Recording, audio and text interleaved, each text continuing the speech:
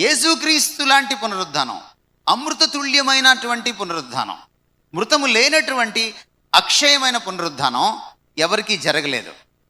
కాబట్టి ఈ ఏలియాది, మోషేది special category అన్నమాట. అది స్పెషల్ కేటగిరీ. అది మేబీ ఇప్పుడు రేపు మనం బ్రతికుండంగానే మనం నిజమైన విశ్వాసులమైతే యేసుప్రభు వచ్చారనుకోండి, మనందరినీ గబగబా ఫ్యూనరల్ సర్వీస్ చేసి మళ్ళీ పునరుద్ధానం చేయడు ఆయన.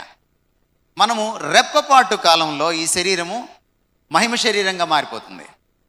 అంటే మరణం చూడకుండానే మనము ఏలియాలాగా మారిపోతాం. మేబీ ఇలాంటి ఒక చేంజ్ ఏలియాలో ఉండాలి. But it's a mystery. But definitely వాళ్ళు కూడా ఒక అమృతతుల్యమైనటువంటి రూపంలో వచ్చారు. అది మనకు తెలియదు. ఎందుకంటే దేవుడికి సంబంధించిన చాలా మిస్టరీస్ మనకున్నాయి. 1 కాదు, 2 కాదు, 3 కాదు.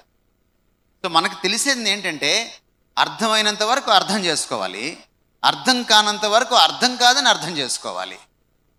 అర్థమైందా? మార్క్ ట్వైన్ ఏమన్నాడంటే, బైబిల్లో నాకు అర్థం కాని విషయాలతో సమస్య లేదు, అవి ఎటు అర్థం కావు, దేవుడు నన్ను లెక్క అడగడు. బైబిల్లో నాకు అర్థమైన విషయాలతోటే సమస్య, ఎందుకంటే వాటిని నేను పాటించాలి, రేపు దేవుడు లెక్క అడుగుతాడు. కాబట్టి నేను అందరికీ చెప్పేది ఏమిటంటే, బైబిల్లో అర్థమైన విషయాల గురించి ఎక్కువ వరి అవ్వండి, అర్థం కాని విషయాల గురించి ఎక్కువ వరి అవ్వకండి.